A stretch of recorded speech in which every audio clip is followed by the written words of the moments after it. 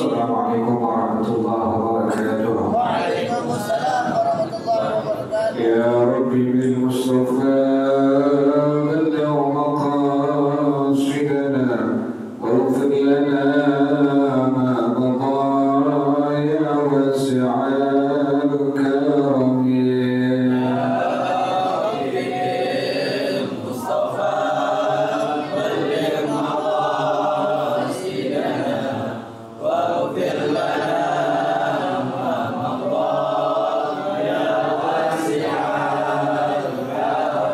يهترم طلبها مطلقا أبدا وما تثاب أصلا في مدى الزمن. يا ربي بالمصطفى بلغ مقاصدنا واغفر لنا ما مضى يا واسع منه الدواب فلم تهرب وما وقعت ذبابة أبدا في جسمه الحسن. يا ربي بالمصطفى بلغ مقاصدنا واغفر لنا ما مضى يا واسع بخلفه كأمام رؤية ثبتت ولا يرى آثار ضوء منه بعلن.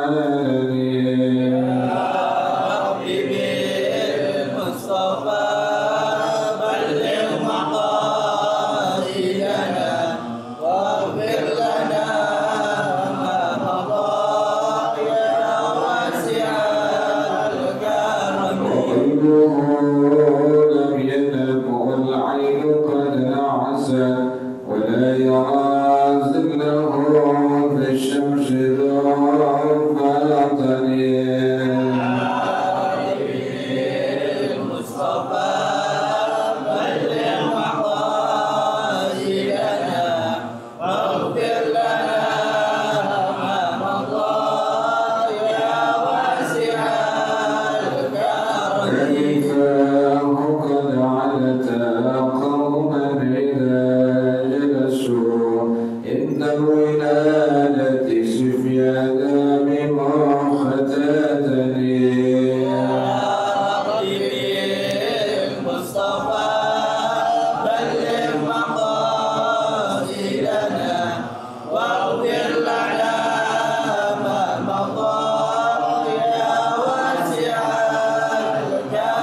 هذه الخصائص فاحفظها تكون آمنا من شر نار وسراق ومن محن. يا ربي المصطفى بلغ مقاصدنا واغفر لنا ما مضى يا واسع مولاي صل وسلم دائما أبدا على حبيبك خير الخلق كلهم. يا ربي بالمصطفى بلغ مقاصدنا واغفر لنا ما مضى يا واسع الكرم. اللهم صل وسلم وبارك عليه وعلى آله وصحبه صلى الله عليه وسلم وإلى أرواح آبائه والمرسلين والصحابة أجمعين والعلماء العاملين ثم إلى أرواح آبائنا وأمهاتنا وأجدادنا وجداتنا ومشايخنا ومعلمينا في الدين ولجميع المسلمين والمسلمات والمؤمنين والمؤمنات سيدنا شيخنا ورب أرواحنا الحبيب عبد الرحمن بن أحمد السلام شيخنا ورب أرواحنا الحبيب علي بن عبد الرحمن السلام شيخنا ورب أرواحنا يهديك يا أودين بك الخير وكذا ومعلم لدى بشير ومصوني وضوئه أن الله يتغشى بالرحمة والمغفرة واغفر لنا وعلينا من يجوز ويعيد علينا من بركاتهم وأسرارهم وأنوارهم وعلومهم ونفحاتهم وكراماتهم إبدالهم بالدين والدنيا والآخرة. فاتح على هذه النية وعلى كل نية صالحة جاري بأهل كل خير في أهل كل شر. وإلى حضرة النبي محمد صلى الله عليه وآله وصحبه وسلم. الفاتحة. أعوذ بالله من الشيطان الرجيم. بسم الله الرحمن الرحيم. الحمد لله رب العالمين الرحمن الرحيم مالك يوم الدين. إياك نعبد وإياك نستعين. اهدنا الصراط المستقيم صراط الذين أنعمت عليهم غير المغضوب عليهم ولا الضالين.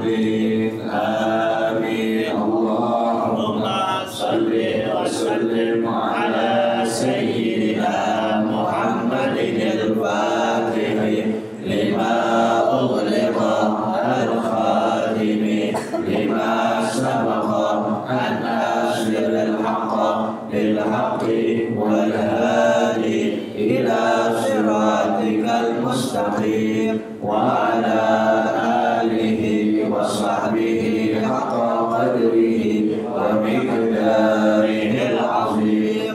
اللهم أخرجنا من ظلمات الوهم وأكرمنا بنور الفهم وافتح علينا بمعرفة العلم وحسن أخلاقنا بالعلم وسهل لنا أبواب فضلك وانشر علينا من خزائن رحمتك يا أرحم الراحمين. بسم الله الرحمن الرحيم. بسم الله الرحمن الرحيم. وأخرج ابن ماجه والبيهقي عن أبي الدرداء قال أوصاني خليلي رسول الله صلى الله عليه وسلم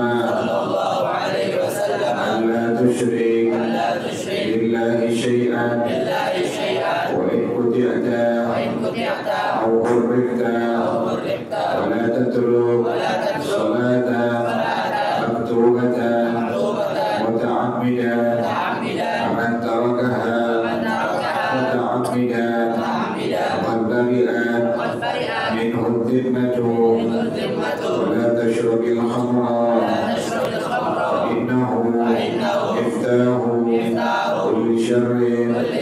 والطبراني ومن بدل دينه فاقتلوه ولا يقبل الله توبة عبد كفر بعد إسلامه أي ما دام مصرا على كفره. والشافعي والبيهقي من غير دينه فاضربوا عنقه وآذن الله منها بمنه وكرمه. الله أعلم بالصواب. بسم الله الرحمن الرحيم. الحمد لله رب العالمين والصلاة والسلام على أشرف الأنبياء والمرسلين وعلى آله وصحبه أجمعين. قال الشيخ الإمام المؤلف رحمه الله وأدام النفع به بركات علومه وبكم في الدارين آمين. قال رضي الله تعالى عنكم. بسم الله الرحمن الرحيم. Besok kita insyaallah hari Sabtu puasa sunnah tarwiyah. Kemudian hari minggunya puasa sunnah Arafah. Jangan tinggal selama masih sehat afiat panjang umur. Jangan tinggal puasa sunnah tarwiyah dan puasa sunnah Arafah. Yang pertama dalilnya adalah bersabda Rasulullah sallallahu alaihi wasallam, "Siyamu yaumi Arafah yukaffiru sanatal madiyata wal atiyata." Puasa hari Arafah, yakni besok tanggal 9 Arafah, insyaallah hari Minggu. Kata Rasulullah sallallahu alaihi wasallam, dapat menggugurkan dosa-dosa kecil tahun yang lalu dan tahun yang akan datang. Kalau tahun yang lalu sudah jelas, sudah pasti. Ini untuk tahun yang akan datang bagaimana? Maka para ulama menjelaskan yang pertama adalah orang yang berpuasa pada hari Arafah, maka Allah akan cegah dirinya tidak akan melakukan perbuatan-perbuatan dosa sampai tahun akan datang. Yang kedua adalah ini merupakan isyarat, petunjuk sekaligus isyarat kabar gembira dari baginda Rasulullah Sallallahu Alaihi Wasallam bahwasanya orang yang melakukan puasa sunnah Arafah umurnya akan Allah panjangkan sampai bertemu dengan Arafah tahun datang. Jadi demikian. Maka jangan sampai tinggal puasa sunnah hari Arafah. Besok insyaallah pada hari Minggu.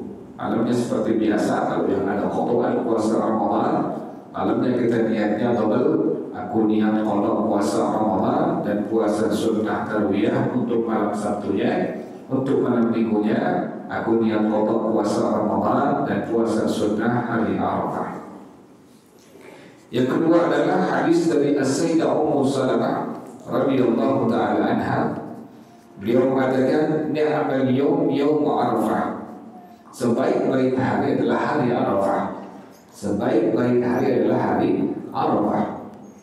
Yaum khairin wa barakah. Hari yang penuh kebaikan dan hari yang penuh keberkahan dari Allah Subhanahu wa taala. Jadi sebaik-baik hari di permukaan dunia ini, kata Sayyidah Ummu Salamah, adalah hari Arafah. Hari yang penuh kebaikan dari Allah, hari yang penuh keberkahan dari Allah. Wa yawmu rahmatin wa maghfirah. Hari yang penuh rahmat Allah dan hari yang penuh ampunan dari Allah. Sebaik-baik hari adalah hari Arafah. Hari yang penuh kebaikan dari Allah, hari yang penuh keberkahan dari Allah, kemudian hari yang penuh rahmat dan maghfirah dari Allah Subhanahu wa taala. Faman shamahu ja'alallahu nasiban fi thawabi man hadara al-mawqifah. Yang pertama, kata As-Sayyidah Ummu Salamah radhiyallahu taala anha, orang yang berpuasa pada hari Arafah, Allah jadikan bagian dia mendapatkan pahala seperti orang yang hadir pada waktu wukuf di Arafah. Orang yang berpuasa pada hari Arafah, kata Sayyidah Ummu Salamah radhiyallahu anha, Allah jadikan dia mendapatkan bagian pahala seperti orang yang wukuf di pada Arafah. Allah ampuni semua orang yang wukuf di pada Arafah dosa-dosanya, dosa yang kecil, dosa yang besar. Orang yang berpuasa pada hari Arafah, kata Sayyidah Ummu Salamah radhiyallahu taala anha, akan mendapatkan bagian pahala seperti orang yang berpahala yang ada. Allah berikan pahala seperti orang yang ada di tempat wukuf di Arafah. Yang kedua, kata baginda Rasulullah sallallahu alaihi wasallam, wa ba'adahu Allahu minan nar 70 kharifan. Allah jauhkan dia dari api neraka sampai 70 tahun. Berapa satu hari akhirat? Wa kana yawmun 'inda rabbika ka'alfi sanah mimma ta'udun. Satu hari akhirat sama dengan 1000 tahun yang kau hitung, sama dengan 1000 tahun yang ada di permukaan dunia ini. Jadi orang yang berpuasa pada hari Arafah, Sayyidah Ummu Salamah radhiyallahu anha, dia mengatakan Allah jadikan bagian pahala baginya seperti dia wukuf pada Arafah. Yang kedua, Allah jauhkan dia dari api neraka sampai 70 tahun. Satu hari akhirat sama dengan 1000 tahun bumi. Makanya jangan sampai kita tinggalkan puasa hari Arafah. Insyaallah besok jatuh pada hari Minggu. Tadi yang pertama itu luar biasa. Allah panjangkan umur orang yang berpuasa pada hari Arafah sampai dia akan menemukan Arafah tahun akan datang. Kemudian yang ketiga, hadis dari As-Sayyid dari Sayyidina Imam Al-Fadl bin Abbas radhiyallahu ta'ala anhu, Rasulullah sallallahu alaihi wasallam beliau bersabda, man hafidha lisanahu wa sam'ahu wa basarahu yawma Arafah. Orang yang menjaga lidahnya, orang yang menjaga pendengarannya, orang yang menjaga pandangan matanya dari hal-hal yang Allah haramkan pada hari Arafah, pada 9 Arafah, dia jaga lidahnya, dia jaga pendengarannya, dia jaga matanya dari hal-hal yang Allah haramkan pada hari Arafah. Kata baginda Rasulullah sallallahu alaihi wasallam, "Ghufira lahu ila Arafah." Maka Allah ampuni dosa-dosa kecilnya sampai Arafah akan datang. Jadi makanya luar biasa keutamaan hari Arafah. Makanya dianjurkan kita untuk berpuasa pada hari Arafah. Kemudian yang keempat, kata baginda Rasulullah sallallahu alaihi wasallam kepada istri beliau, Sayyidah Aisyah radhiyallahu anha. Kata baginda Rasulullah, "Ya Aisyah, wahai Sayyidah Aisyah, man asbaha sha'iman yawma Arafah." Orang yang berpuasa masuk di pagi hari pada hari Arafah, fatahallahu alaihi 30 baban al-khair. Allah akan bukakan baginya 30 pintu-pintu kebaikan. Kita berpuasa besok insyaallah hari Minggu. Maka orang yang berpuasa pada hari Arafah masuk di waktu pagi hari Arafah hari Minggu besok dalam keadaan berpuasa, maka di pagi hari itu kata baginda Rasulullah sallallahu alaihi wasallam, Allah bukakan baginya 30 pintu-pintu kebaikan. Yang kedua, wa aghlaqa anhu 30 baban asy-syarri. Allah tutup baginya 30 pintu-pintu keburukan, kejahatan. Jadi orang yang berpuasa pada hari Arafah di pagi harinya hari Arafah, besok hari Minggu insyaallah, kata Rasulullah, maka Allah akan bukakan 30 pintu-pintu kebaikan. Yang kedua, Allah akan tutup baginya 30 pintu-pintu keburukan atau kejahatan. Yang ketiga, kata Rasulullah sallallahu alaihi wasallam, "Fa idza aftara wa shariba al-ma' istaghfara lahu kullu 'adadin fi jasadihi." Kalau dia sudah berbuka puasa pada hari Arafah, hari Minggunya, malam Seninnya dia berbuka puasa, wa shariba al-ma', kemudian dia minum air putih, keluar keringatnya, istaghfara lahu kullu 'adadin fi jasadihi. Maka setiap keringat yang keluar dari badannya, dari jasadnya, dari tubuhnya, mohon ampun kepada Allah Subhanahu wa taala kepada orang tersebut. Jadi ini sangat luar biasa keutamaan berpuasa pada hari Arafah. Maka jangan tinggalkan kita untuk berpuasa pada hari Arafah yang insyaallah besok akan datang hari Ahad, insyaallah masuk pada hari Arafah. Kemudian kembali kepada kita, wa akhrajat Ibnu Majah. Jadi besok jangan tinggal ya. Hari Sabtunya kita berpuasa hari Tarwiyah, puasa Tarwiyah. Hari Minggunya kita berpuasa pada hari Arafah.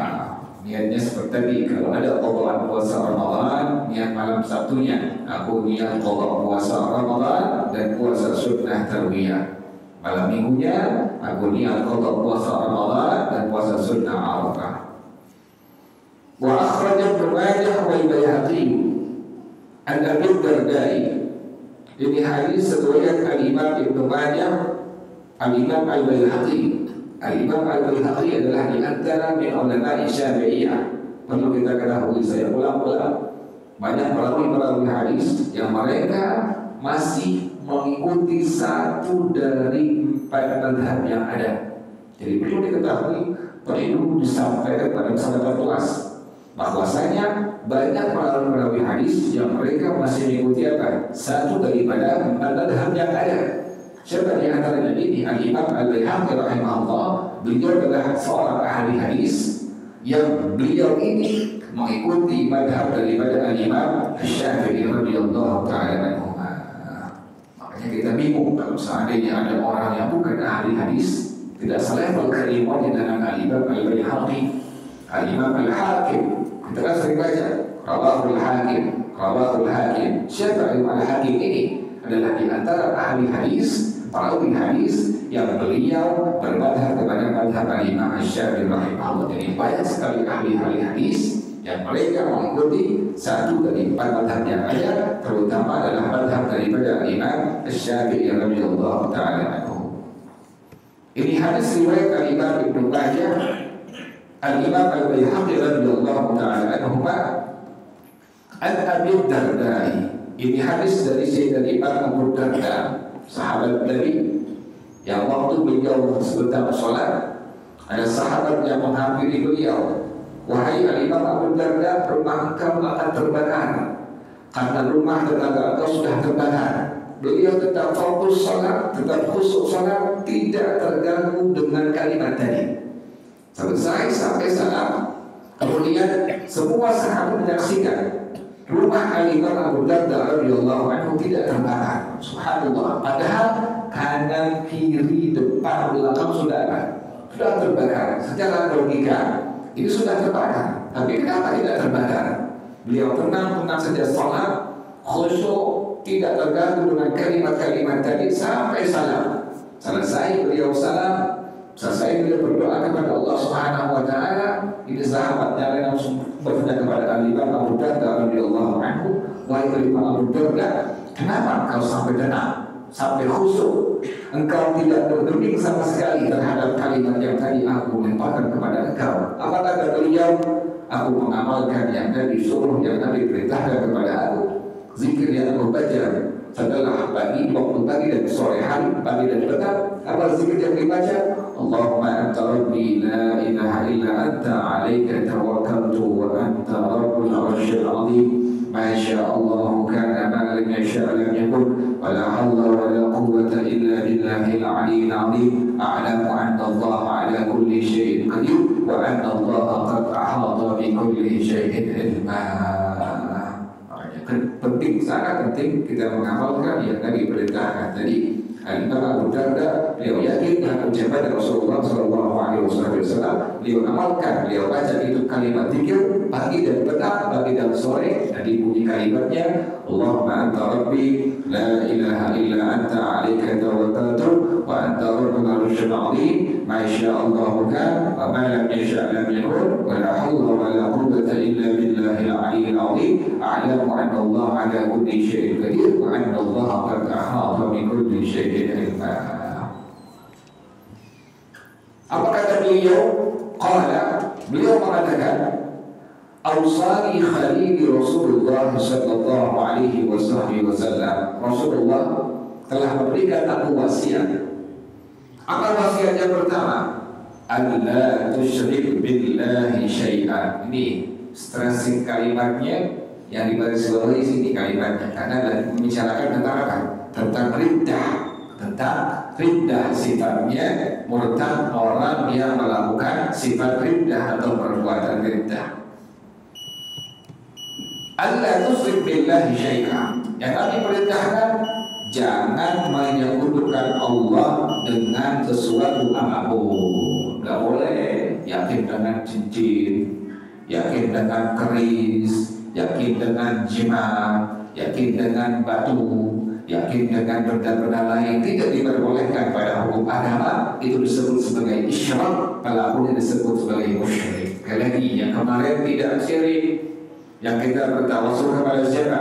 Kekasih-kekasih Allah, tidak syirik. Kenapa demikian? Diajarkan langsung oleh Sayyidina Umar bin Al-Khattab radhiyallahu ta'ala anhu. Jadi jangan berbuat syirik kepada Allah Subhanahu wa ta'ala. Jangan menyekutukan Allah dengan satu apapun. Wa in kunta aw harita, sekalipun kau sampai dipotong-potong, sekalipun sampai dibakar, tetap jangan pernah menyekutukan Allah dengan makhluknya. Jangan. Tetap di hati kita, otak kita, iman kita, la ilaha illallah.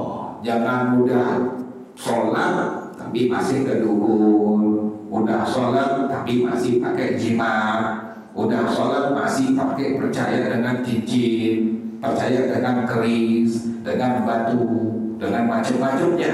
Makanya diperintahkan Al-Imam Abu Darda, diwasiatkan oleh Rasulullah SAW. Yang pertama, alla tusyrik billahi syai'an wa in qati'ta aw harraqta. Yang kedua, wa la tatruk salatan maktubatan muta'ammidan. Jangan kau tinggalkan salat yang wajib secara sengaja. Tidak boleh tinggalin. Sekali kita meninggalkan dosa besar di hadapan Allah Subhanahu wa taala. Zaman sekarang orang sudah santai. Zaman kita orang sudah biasa dan santai meninggalkan apa? Salat yang wajib. Urusan dunia tidak dapat, dia marah, dia kesal, dia cari berhari-hari, berminggu, berbulan, bahkan bertahun-tahun dia cari. Tapi urusan akhirat ditinggalkan, diabaikan begitu saja. Padahal walal akhiratu khairun laka minal ula walal akhiratu khairun wa abqa. Setiap dunia kita miliki pasti akan ditinggalkan oleh kita semua. Setiap dunia kita miliki pasti akan ditinggalkan semuanya. Ini Rasulullah SAW pesannya, jangan kau tinggalkan sholat yang wajib secara sengaja. Faman tarakaha muta'ammidan, orang yang meninggalkan sholat yang wajib secara sengaja, faqad bari'at minhu dhimmatu, maka sungguh tanggungan Allah sudah terlepas dari orang itu. Allah nggak tanggung lagi. Allah nggak tanggung lagi bagi seorang hamba Allah yang sudah ada tadi meninggalkan sholat yang wajib. Oh, sangat berani. Perintahnya adalah perintah Allah, bukan perintah makhluk, bukan perintah dari, tapi perintahnya Allah Subhanahu wa Ta'ala. Makanya sangat luar biasa warning dari baginda Rasulullah Sallallahu Alaihi Wasallam. Nabi sangat peringatkan orang yang meninggalkan sholat yang wajib secara sengaja-sengaja, orang yang meninggalkan sholat yang fardu secara sengaja-sengaja, maka sungguh terbebas dia, terlepas dia dan tanggungannya Allah Subhanahu wa Ta'ala. Allah tidak menanggung orang yang demikian kerjaannya sampai meninggalkan sholat yang wajib. Maka kita jangan sampai tinggalkan sholat yang wajib. Jadi yang pertama, jangan berbuat syirik. Yang kedua, jangan pernah meninggalkan sholat yang wajib secara sengaja. Yang ketiga, kata Rasulullah Sallallahu Alaihi Wasallam, wala tashrabil khamra, jangan pernah minum khamar, bir, whisky, kemudian alkohol dan sejenisnya. Kenapa demikian? Tidak diperbolehkan oleh baginda Rasulullah Sallallahu Alaihi Wasallam minum khamar. Fa'innahu miftahu kulli syar, maka sesungguhnya minum khamar merupakan kunci dari semua kejahatan. Orang gara-gara minum bir, minum alkohol, minum whisky, semua terjadi. Dia bisa berzina, dia bisa membunuh, dia bisa mencuri. Gara-gara itu minum khamar, minum keras. Dan makanya baginda Rasulullah Sallallahu Alaihi Wasallam, la tasrabil khamar fa innahu miftahu kulli syar, maka sesungguhnya minum khamar merupakan kunci dari semua kejahatan, semua keburukan. Allahu a'lam bissawab. Al-Fatihah. A'udzubillahi minasyaitonir rajim. Bismillahirrahmanirrahim. Alhamdulillahirabbil alamin arrahmanir rahim maliki yaumiddin.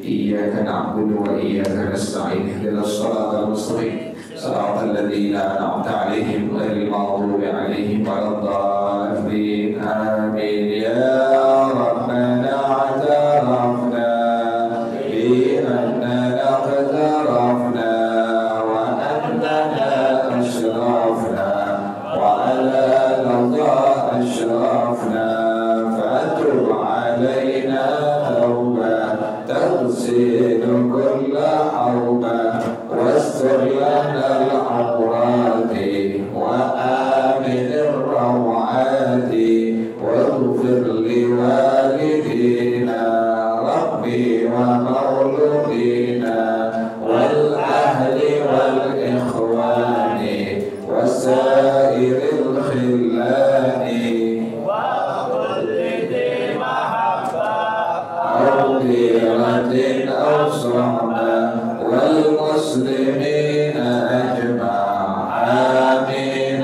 ربي أسمع فضلا وجودا منا، لا باكتساب منا بالمصطفى الرسول أحظى بكل شغل.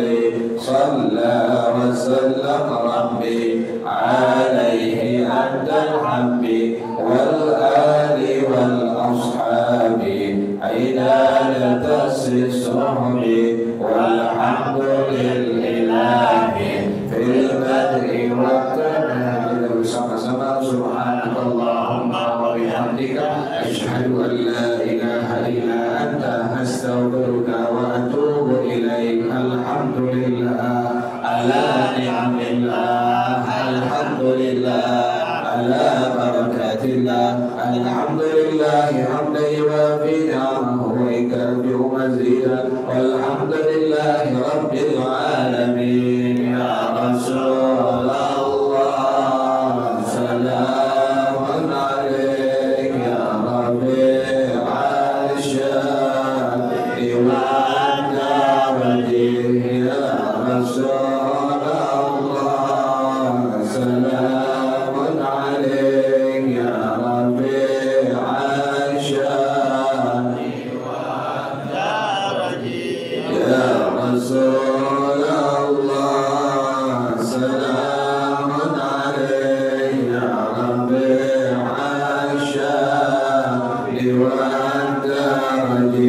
Allah